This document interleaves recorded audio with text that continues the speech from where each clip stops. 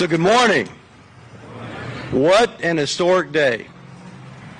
Tell you what, it's great to see everybody. My name is Sean Bernabe. I'm proud to call myself an American soldier and a phantom warrior.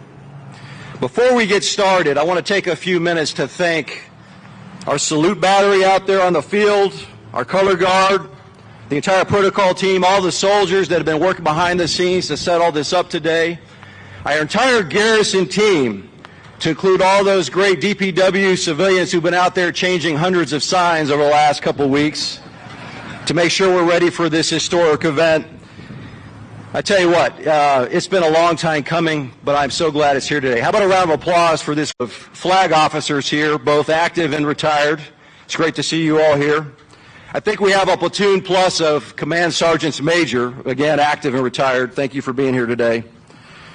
We have several federal, state, and local government officials, including several of our local mayors. Always great to see you here. Many of our local council members, superintendents, principals, our good neighbors. I tell you, for all these distinguished guests, your presence here today communicates to us very clearly your support for the soldiers, for the Army civilians, and for all the soldiers that are part of this great installation. Thank you for being here today. Now, as impressive as you all are, the real guests of honor today are the 60-plus members of the Cavazos family.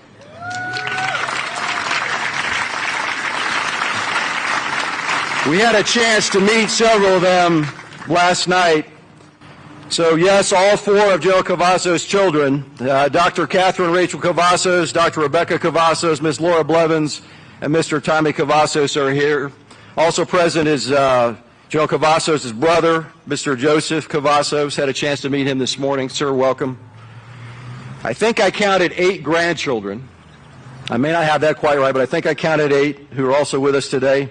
We also have several nieces and nephews, grandnieces and grandnephews, first cousins and second cousins. And talking to the grandkids last night, they admitted that in some cases they've never actually met these nieces, nephews, or grandnieces and nephews. So I think this is a big reunion for the Cavazos family as well. But to the entire Cavazos family, we are so glad you've been able to join us today as we celebrate the life and the service of your brother, your father, your grandfather, your uncle, your cousin, General Richard E. Cavazos. Let me ask all the members of the Cavazos family to please stand if you can, if you are able. Yes, let's welcome the Cavazos family. Thank you for being here.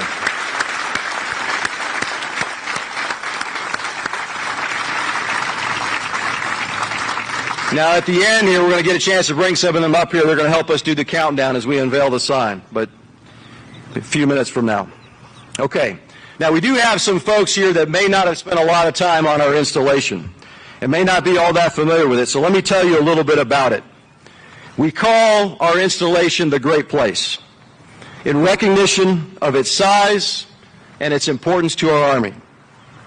During World War II, the Army announced the need for sufficient land and facilities for soldiers to practice large-scale mock battles, to train multiple divisions simultaneously, and to employ the latest technologies to include tanks and new anti-tank gun systems. Our Army needed a place to teach and train American soldiers on tank destroyer maneuvers and tactics to counter the German armor threat, which we had just witnessed on the European continent. On September 18, 1942, Camp Hood was established right here in Killeen, Texas, to meet all those needs of an Army preparing for war. 8 years later, on April 15, 1950, the Army announced this location as a permanent installation. Today, this post has grown to become one of the largest military installations in the world, consisting of over 218,000 acres. It is one of the few installations capable of housing and training 2 armored divisions simultaneously. Today, the Great Place supports a population of 58,000 soldiers, family members, Department of the Army civilians, and contractors. For over 8 decades, this piece of ground has been critical to Army readiness. It is a power projection platform, a launching pad for lethal formations, lethal armored formations, as they deploy on short notice anywhere in the world to do our nation's bidding. For over 8 decades, this installation has enjoyed the love and support of the Central Texas community, a community that is quick to welcome newcomers, quick to offer a helping hand, and quick to volunteer its services.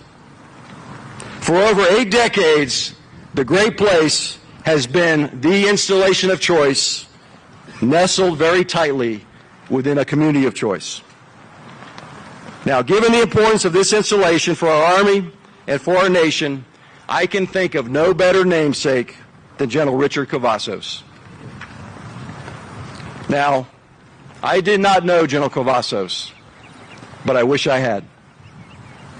General Cavazos was known around the Army as a battle-proven warrior, as a soldier's soldier, as a master trainer, as a military innovator, as a mentor, and as a humble servant leader. General Cavazos was a fearless warrior and a military legend who demonstrated exceptional leadership and valor during both the Korean conflict and the Vietnam conflict. He was a highly decorated soldier who earned the Distinguished Service Cross twice, the Silver Star and the Purple Heart. General Cavazos was described by many as a soldier's soldier who earned admiration, loyalty, and respect through his warrior ethos, through his selflessness, through his genuine empathy, and through his unquestionable love for soldiers. Over the last several weeks, I have read and reread the citation for each Distinguished Service Cross earned by General Cavazos. Let me read to you an excerpt from his first Distinguished Service Cross. The Distinguished Service Cross is presented to Richard E. Cavazos, 1st Lieutenant, Infantry, U.S. Army, for extraordinary heroism in connection with military operations against an armed enemy of the United Nations while as Company Commander of Company E, 2nd Battalion, 65th Infantry Regiment, 3rd Infantry Division. 1st Lieutenant Cavazos distinguished himself by extraordinary heroism in action against enemy aggressor forces in the vicinity of Sagamak, Korea, on the night of 14 June 1953. On that date, Lieutenant Cavazos led his men in a raid on the entrenched enemy, upon whom heavy casualties were inflicted. When a heavy barrage was laid on the position by the enemy, Lieutenant Cavazos withdrew the company and regrouped his men. Lieutenant Cavazos 3 times led the company through the heavy barrage and assaults on the enemy position, each time destroying vital enemy equipment and personnel.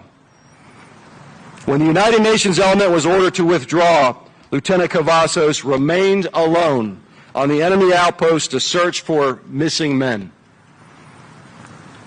Exposed to heavy hostile fire, Lieutenant Cavazos located 5 men who had been wounded in the action.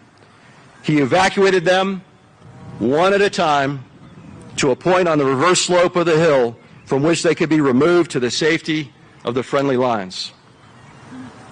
Lieutenant Cavazos then made 2 more trips between the United Nations position and the enemy-held hill, searching for casualties and evacuating scattered groups of men who had become confused. Not until he was assured that the hill was cleared did he allow treatment of his own wounds sustained during the action. General Cavazos earned a 2nd Distinguished Service Cross, this time as a battalion commander in Vietnam. And I won't read the citation to you. If you haven't read it, I commend it to you. I won't read it today because I think we might hear a little bit about that experience from one of our guest speakers who was there with him in Vietnam when he once again demonstrated extreme courage and leadership under fire. Suffice to say, General Cavazos was a proven combat leader who repeatedly demonstrated courage, selfless service, and an irrepressible warrior spirit. For the remainder of his career, General Cavazos earned a reputation as a master trainer and as a gifted developer of leaders. He, of course, was my predecessor as the commander of the 3rd Armored Corps. And it was a couple of weeks ago I had a chance to read some training guidance that General Cavazos published as the 3 Corps commander. He published it on the 20th of March, 1980. In fact, that training guidance is sitting on my desk upstairs. His guidance was simple. It was clear. It was precise. His guidance focused the leaders of the Corps on caring for soldiers, on developing leaders, on building aggressive, highly coordinated winning teams, on ensuring that every soldier masters the fundamentals of warfighting, on tough, realistic, collective training to form a proficient and lethal team of teams. In the opening paragraph of his guidance, he reminded the Corps that, quote, the next war will be a come-as-you-are affair, and that therefore readiness is paramount. These tenets are timeless, and they provide a great roadmap for the 3rd Armored Corps today. General Cavazos served on active duty for 33 years.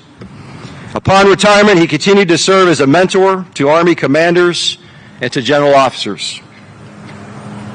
He is credited as one of the creators of the Battle Command Training Program, designed to develop and to train divisions and corps for large-scale combat operations.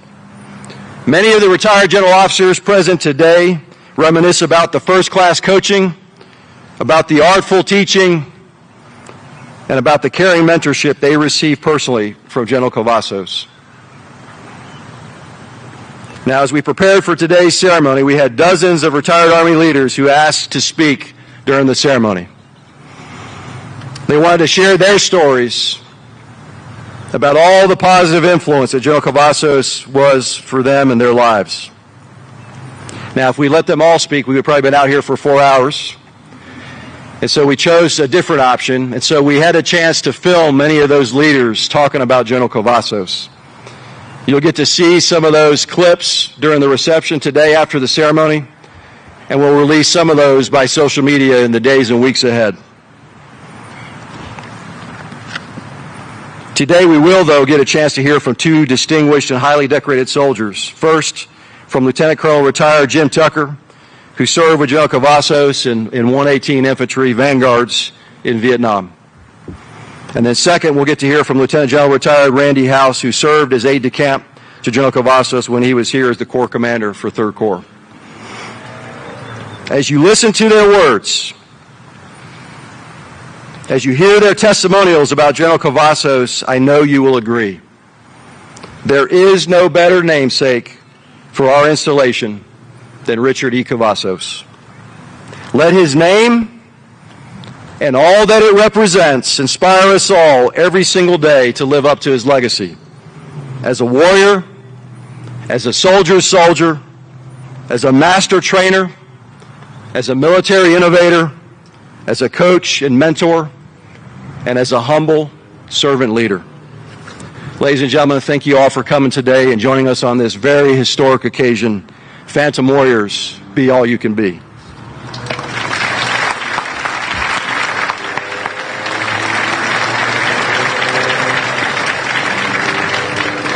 Our next speaker, Lieutenant Colonel retired James M. Tucker, graduated from the Army Reserve Officer Training Corps program at the Citadel and was commissioned as a 2nd Lieutenant of Infantry in 1956.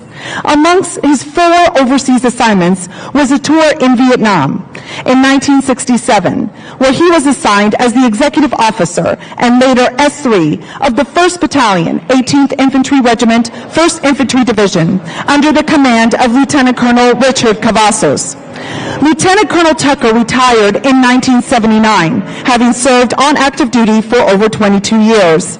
Ladies and gentlemen, please join me in a warm round of applause for Lieutenant Colonel retired James Tucker.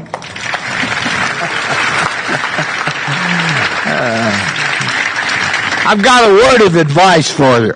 Never trust a guy that comes to the podium without a piece of paper in his hand. Okay. So you know what you're subjected to. General, did you fulfill my request? Yes, sir. Would you have that, go ahead and solicit that person, please? And yeah, I know one other thing. I don't know how to ask this, but I'm the only guy that you'll ever meet that in an official ceremony for Charles de Gaulle, the President of France, was required after 30 minutes notice to give an eyes left. Think about that. FM 22-5 does not have an eyes left in it. Am I correct? Anybody disagree? Well, it didn't in my time. I went immediately to the officers' mess after that, and they served me a French meal, and de Gaulle appeared on the TV. And I asked my interpreter, what is he saying? And he said, he is saying that all NATO troops are being withdrawn from Germany. No, from France. I have always felt that it was my fault because can you imagine soldiers trained to do eyes right and I give them eyes left. So be patient with me. The one message that and all the people that I could think of that have been thanked, and I'm just now, lad, being able to see way over there, and what a crowd. I hope I don't disappoint you because I only have two significant messages for you. First of all, that Dick Cavazos loved his soldiers. I cry a lot. Just kind of forgive me. But when I hear the cannons fire, tears came to my eyes because there was something else that Dick Cavazos loved, and it was his artillery. And we were infantrymen.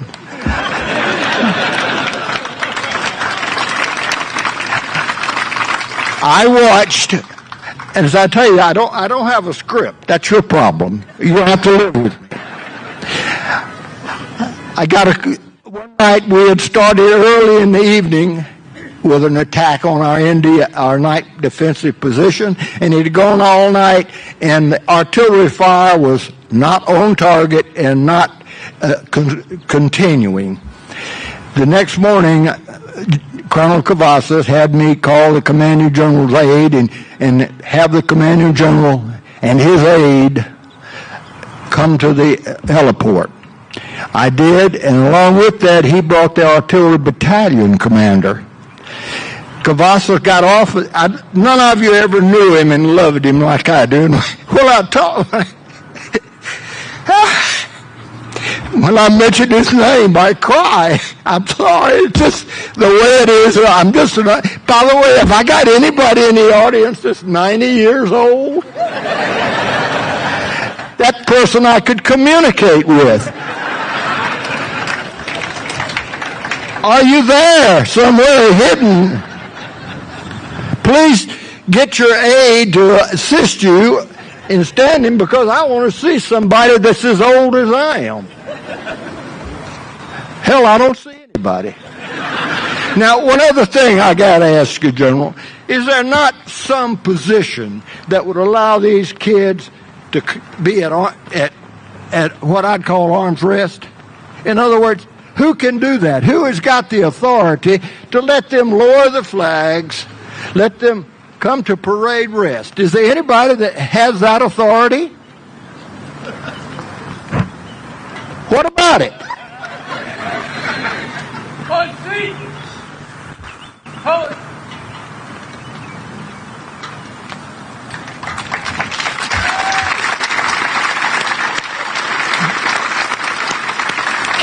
Can you lower the flag? Can you come to parade rest with the flag? I don't know. I've been out of the Army too damn long, but I learned one thing in my 90 years. If you don't ask for it, you don't get it. So, is it anyway? So, well, bless their hearts. Somebody ought to relieve them in a little bit. Well, Dick Cavazos loved one thing more than his artillery, and that was he loved his soldiers. And I have asked the commanding general, because I didn't want to overstep the bounds of command, to find me the lowest ranking soldier that he has authority over. Did you find him, General? It ain't you, is it? Well, come here, boy.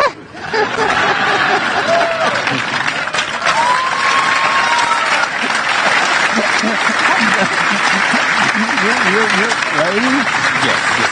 you are now the most popular guy on the most popular guy at Fort Cavazos. Yes, sir. Thank you, sir. Thank you. Yes, sir. I do. You are a PFC. PV2. What? PV2, sir. PV, PV2. a PV2, guys. Well, let me tell you about Cavazos, what he would do. When he'd go to a unit, he would ask to see the junior members of that organization. And he would always spend time with the lowest ranking soldier he could find. And General, you did a good job. I'd promote you if I had the authority. To get me this boy up here so that I could hug him. And I haven't hugged a grunt in 40 years. Okay. All of you know what a grunt is. That's just a dumb old infantryman. That's what I am. But the smartest dumb grunt I've ever known was Dick Cavazos. Nobody was as smart as Dick Cavazos. And I have seen generals, actually 2 and 3 stars, bow to him, both just agree that he had the right solution to the right problem. And it always came back to one thing. And General Bernardi, this is what I want Fort Cavazos to be, is a place where all of the soldiers have the best of care that they can have. And I don't know how I could end it any better than I would love to have.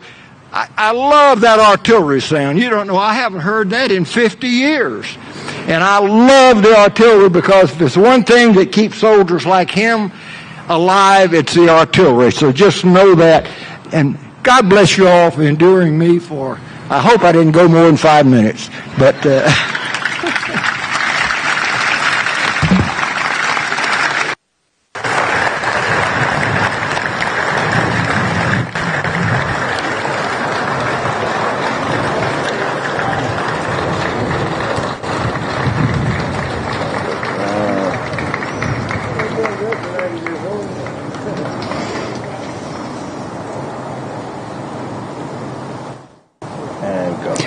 Our next speaker, Lieutenant General retired Randolph W. House, a distinguished military graduate from Texas A&M University, commissioned as an infantry officer in 1967.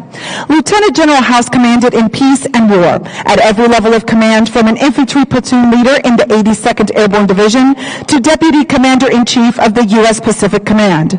Lieutenant General House retired in 2000 after 33 years of service. For 10 years after 9/11, he was a senior mentor to the Department of Defense Senior Military Commands for classified exercises and operations worldwide. Ladies and gentlemen, please join me in a warm round of applause for Lieutenant General retired House.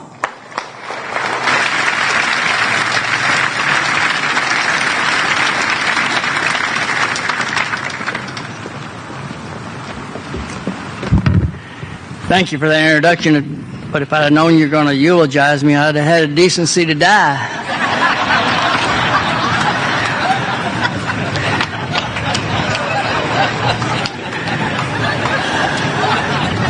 General Cavazos once told me, if you're lucky, you may meet one great man in a lifetime. There are many people here today, me included, who were very fortunate because we met General Cavazos, a humble soldier and a truly great man by any standard. I served as General Cavazos' aide-de-camp when he was the CG of 3 Corps in Fort Hood. After he retired in 1984, it was my honor and privilege to be his unofficial aide for another 33 years. 5.5 years ago, Mrs. Cavazos called me up and said, I've got a letter from the boss that he wrote right before he died, and he says, tell House he has to give my eulogy.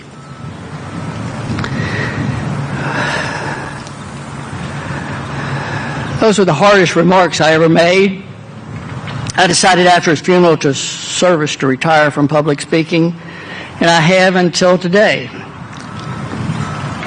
However, when 3 Corps leadership asked me to give remarks at this ceremony, how could I say no? General Cavazos was a Quiños, translated King's Men. He was born and raised on the King Ranch, where at a very young age he began to learn how to lead, teach, coach, mentor, and motivate others. During my lifetime, he was the Army's most gifted orator. He was able to inspire and motivate like no other. He could make you laugh and cry in the same sentence. In minutes, his audiences would be sitting at the edge of their chairs, hanging on his every word. General Cavazos had a delightful sense of humor, and clever sayings flowed from his lips like a babbling brook. When he heard something done, he would say, "That is about as likely as a chicken voting for Colonel Sanders."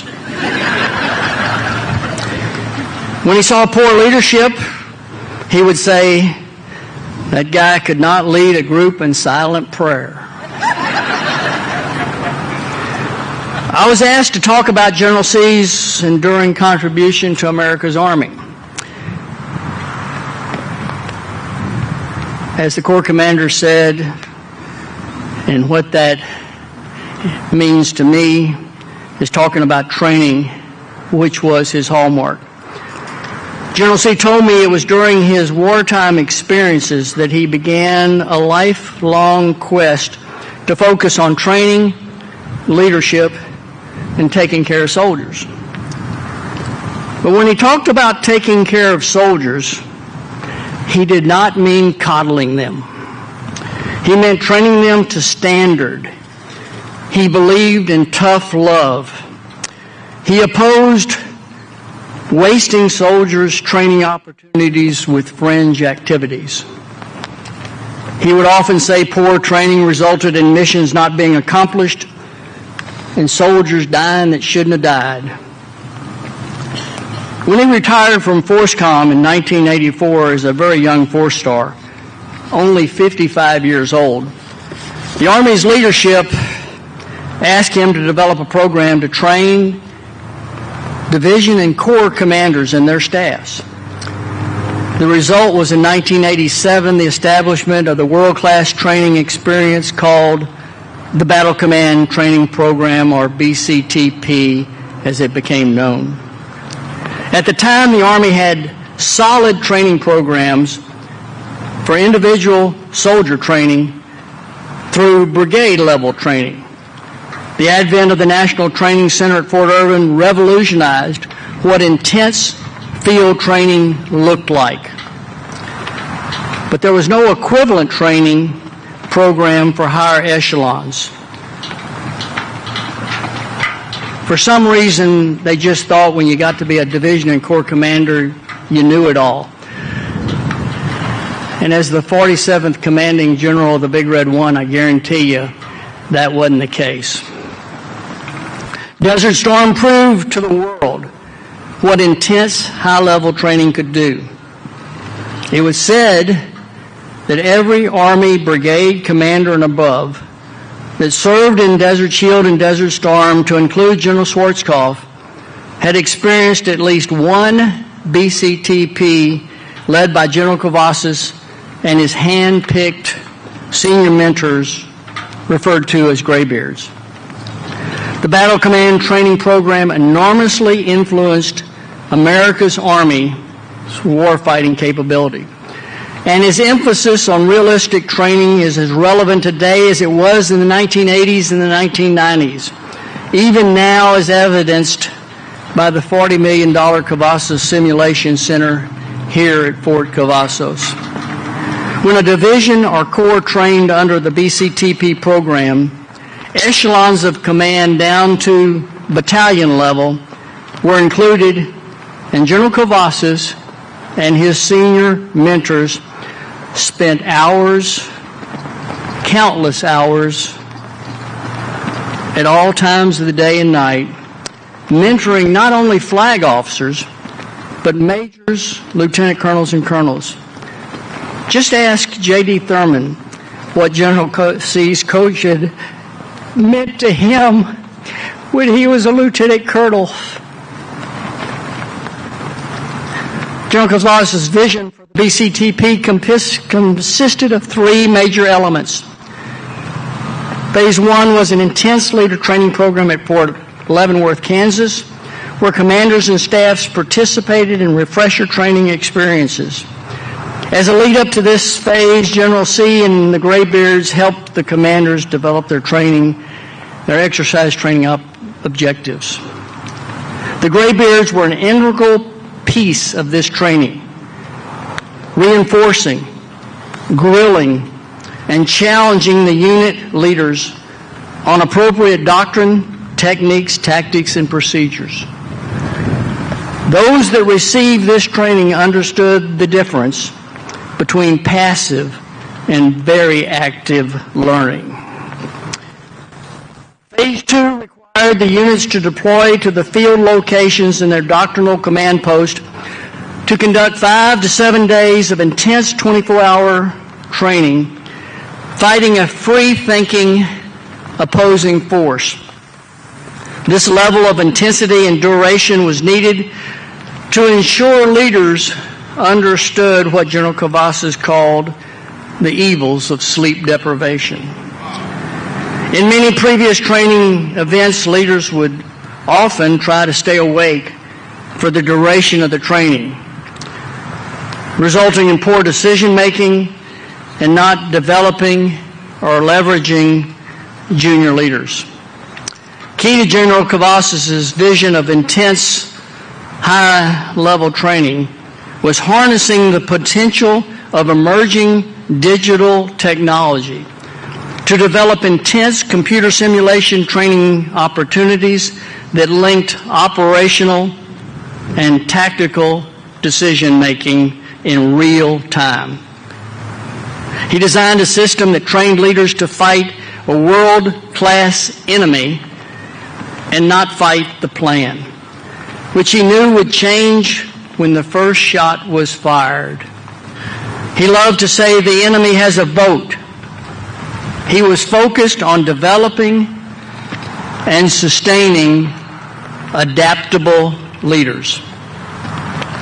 The third phase was an intense after-action review where detailed, frank, and often tough coaching was delivered by the senior mentors. At the end of the AARs, General C and the senior mentors' coaching led to changes being programmed into the unit's future training plans. As the BCTP program developed and matured, General Cavazos trained a cadre of experienced active duty and retired officers to assist the Graybeards during training and help develop high-end computerized programs to make the training events feel real to the commands. He guided computer developers in creating high-resolution, realistic combat algorithms that closely simulated actual combat conditions. This attention to detail resulted in training experiences for senior commanders and staffs that closely mirrored actual combat conditions. The result was a computerized assisted training so realistic that the commanders and staff felt there were actual soldiers maneuvering in the field. The Army's BCTP program proved so successful that all the services now have developed their own BCTPs, and a joint version evolved called the Joint Warfighting Program, complete with joint senior mentors. In 2011, the Battle Command Training Program was officially redesignated the U.S. Army Mission Command Training Program. But listen to me, regardless of what it's called, General Cavazos' legacy of intense training endures. I felt the Corps commander captured that extremely well. Now, General Cavazos taught us not to talk too long. He said it was hard on the soldiers in the rear ranks, thanks to his XO and S3 in combat. They've gotten a little reprieve. But I hope I passed his muster.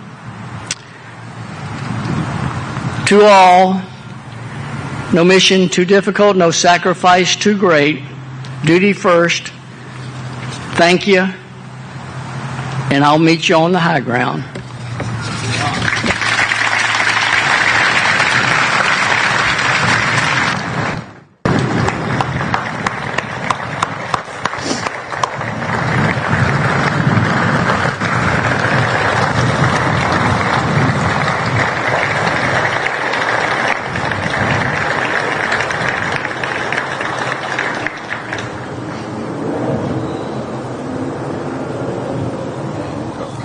Today's keynote speaker is the Honorable Gabe Camarillo, who was sworn in as the 35th Undersecretary of the Army on February 8, 2022. He serves as the Senior Civilian Assistant and Principal Advisor to the Secretary of the Army on matters related to the management and operation, as well as the Chief Management Officer of the Army. Ladies and gentlemen, please join me in a warm round of applause for the Honorable Gabe Camarillo.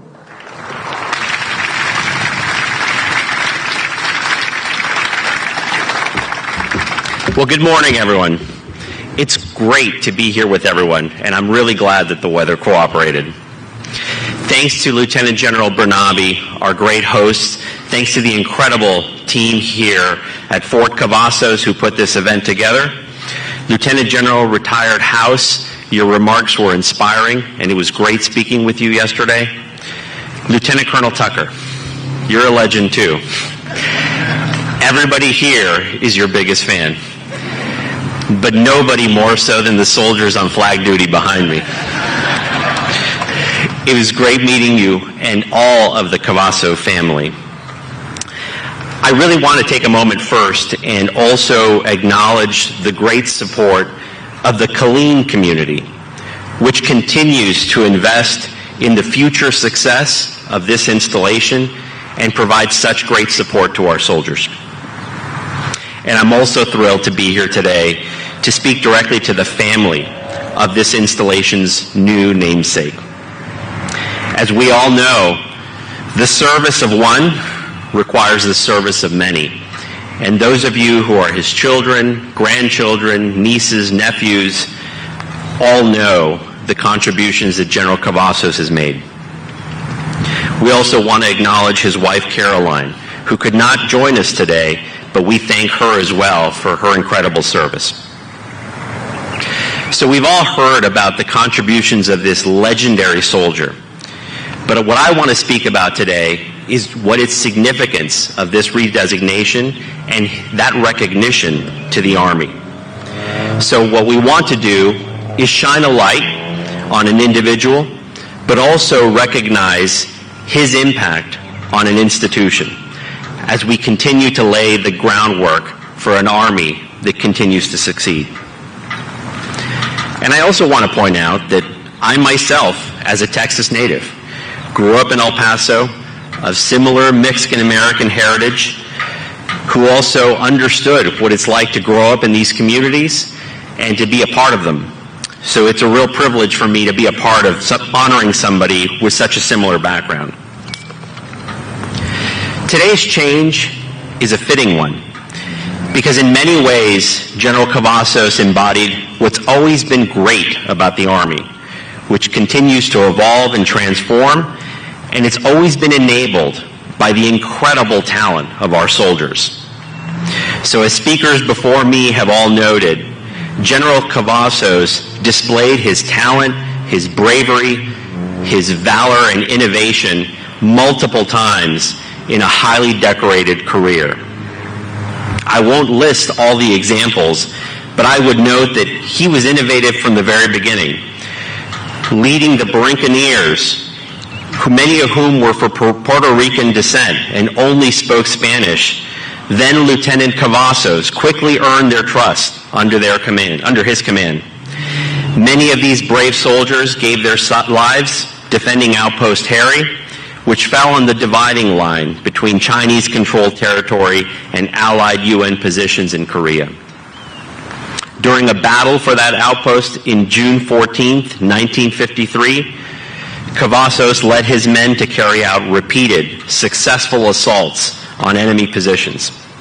And even after receiving orders to withdraw, Lieutenant Cavazos, already wounded himself, went back repeatedly to rescue missing men. Now, as I noted earlier, his heroism earned him the Distinguished Service Cross, as did similar actions in Vietnam. And they set this highly decorated soldier on a path that led him to become the first Mexican-American Army general officer, and the first, ultimately, Hispanic American to pin on 4 stars, designating the rank of general. That same path led General Cavazos, a 6th-generation Texan, right here to Killeen, where he served as the 3 Corps and then Fort Hood commander.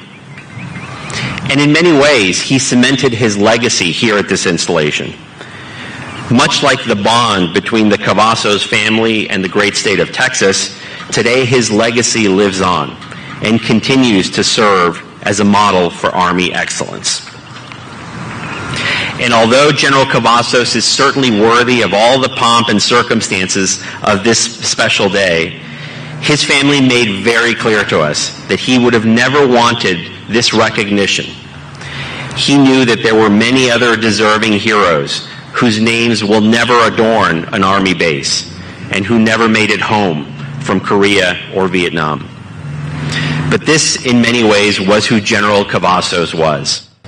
Selfless, without condition, motivated by a deep love for his family, his soldiers, and his country.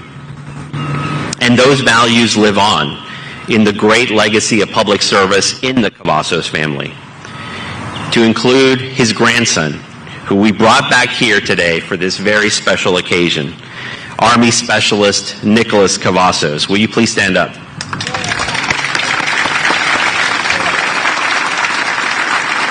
This young soldier traveled all the way from Germany to be with us today. Thank you very much. We appreciate your family's continued service to the Army.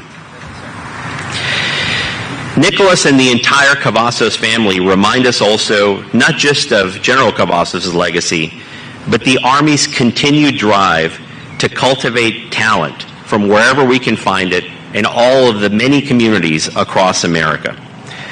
We thrive as an institution on the richness of the experience and talent and expertise that all of America has to offer.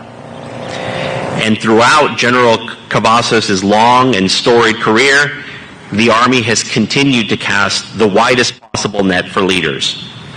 We have the finest land force that the world has ever seen. And it's been made possible by relying on the talent that this nation has to offer. Harnessing contributions from every big city, every small town, and every sprawling cattle ranch like the one in Texas that General Cavazos grew up in. The same effort brings us here today, shining a light on legacy while also thinking critically about how the Army must transform and what lies ahead. And much of that happens here at this great installation. This installation, Fort Cavazos, has become now synonymous with 3 Corps, whose rich history starts in the forests of France during World War I and reaches forward through Operation Inherent Resolve and into the present day. Soldiers from here are critical to the Army's ongoing support to Ukraine in response to Russian aggression, and resources and talent from this installation have helped assure NATO allies that America stands ready to assist its partners in times of peace and peril. That would not be possible without the contributions of 3rd Corps and the many talented soldiers that train, live, and work at this installation. So as we honor the legacy of General Cavazos, We also honor the countless other brave individuals that have called this installation home. And we give thanks for the support that the Killeen community has provided to some of the nation's most important missions over many years. The bottom line, though, is that we're here because the best version of the United States Army is reflected in its most talented leaders, individuals like General Cavazos. So we are very pleased and very excited to honor the sacrifice and contribution of such a talented and incredible leader. So in closing, I also want to say that while we're naming this installation after one great legendary leader, we also do so in recognition of countless others who has made honorable sacrifices, and many who will follow in General Cavazos' footsteps. To those aspiring leaders, people like General Cavazos helped make the Army what it is today, and it is your challenge to continue that legacy in his name. Thank you very much.